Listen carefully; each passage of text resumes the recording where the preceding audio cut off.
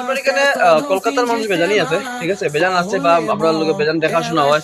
তারা যখন জিজ্ঞাসা যে তোমরা কলকাতার গভর্নমেন্ট কিরকম, মমতা ব্যানার্জি কিরকম, ভালো নি খারাপ নি জিগাই, তখন এ উঠে দূর এগু কে রে, কেউ পাগল, এগুলো কে জানি এটা দিছে আনছে, এগুলো আলো হতা হতা বহুত আগ্রম বাগ্রম কথা কয় মমতা ব্যানার্জির নামে, ঠিক আছে, কলকাতার মানুষের উপর।